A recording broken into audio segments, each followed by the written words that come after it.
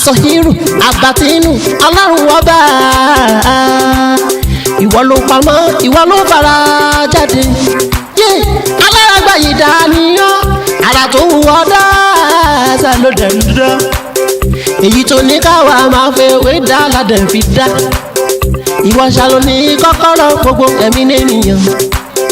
Fásikúrú ni wọ́n síkúrú ni wọ́n nínú ìsìnkú. Kó fàyà kùn rẹ̀ láfi ń ṣe tiwa. Ewé jẹ́ òbẹ̀ èyí tó dá fún wa ládẹ̀ gbójúlé.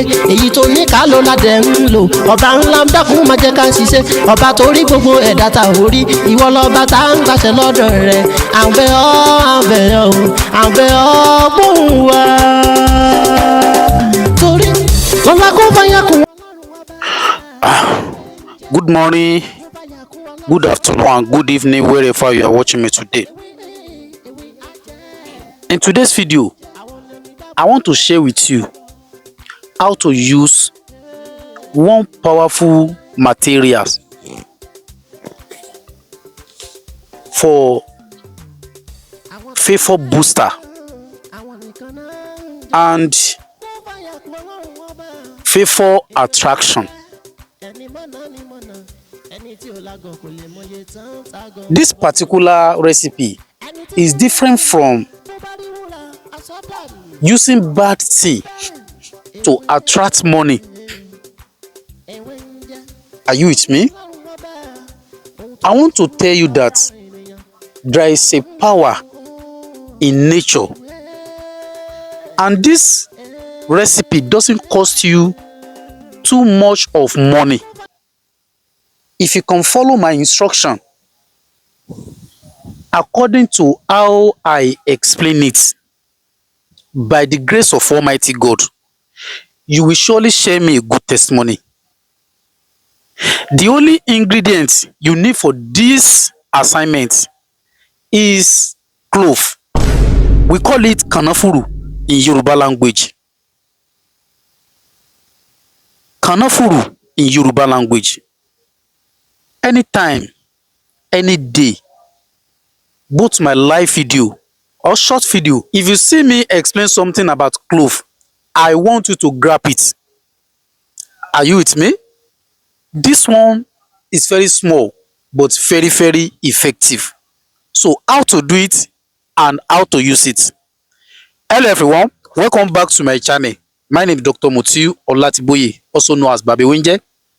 If today is your first time here, everything I do is to share spiritual tip, just like the one I want to share with you right now. And if you find any of my videos very interesting, please don't forget to subscribe to this channel and make sure you turn on the notification bell. So anytime, any day, any hour I post video like this, you'll be the first person to watch. And if you need any other thing apart from this video, please feel free to comment or feel free to call me on 070 37 42 2552, or you message me on WhatsApp 090 5333 2747. In today's video, I want to share with you how to use clove, ordinary clove, for favor attraction, favor booster. I can even call it Awure Owo in Yoruba language. My brother and sister, if you are looking for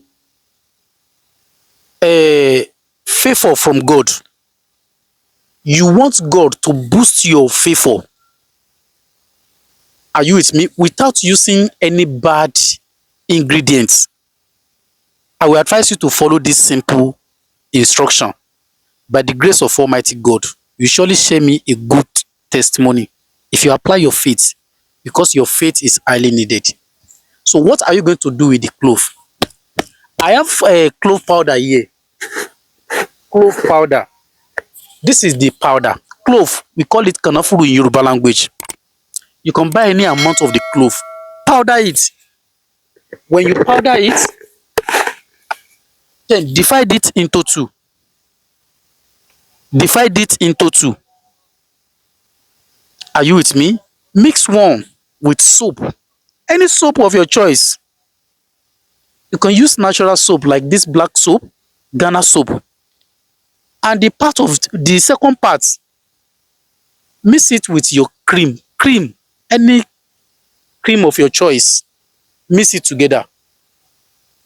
Whenever you bathe this soap in the morning, apply this cream. No side effects. By the grace of Almighty God, you will surely share me a good testimony.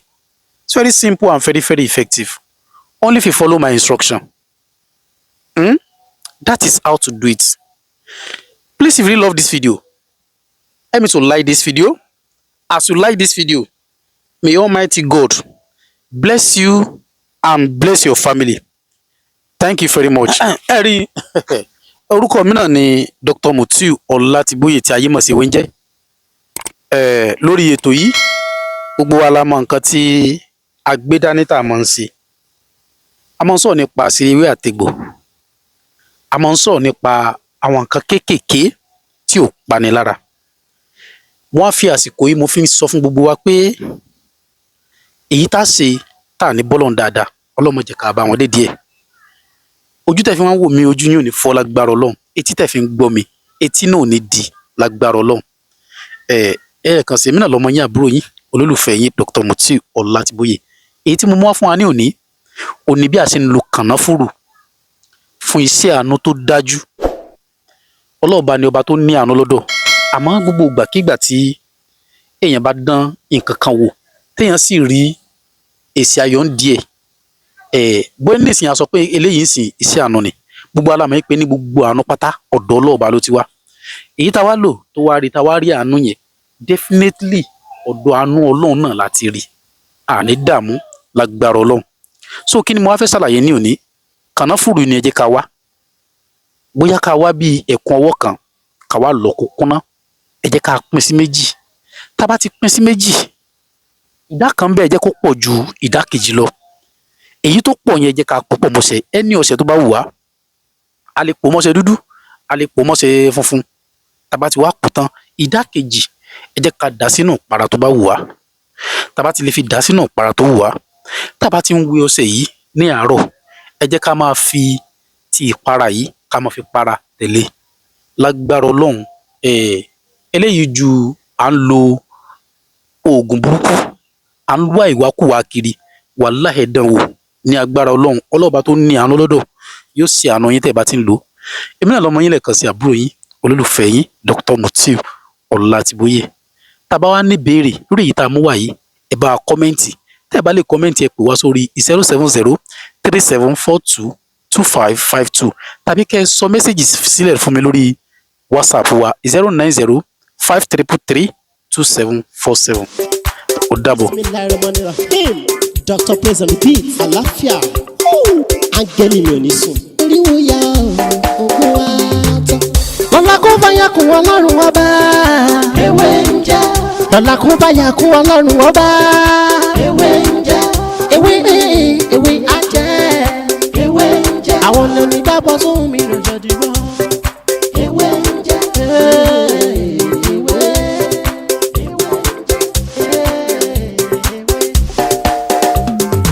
La ilaha illallah.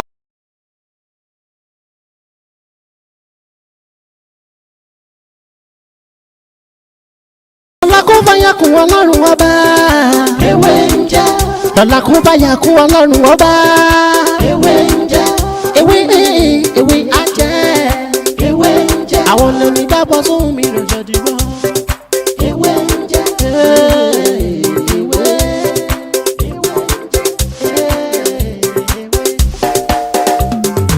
La ilaha illallah. Allawalu, Allakiru.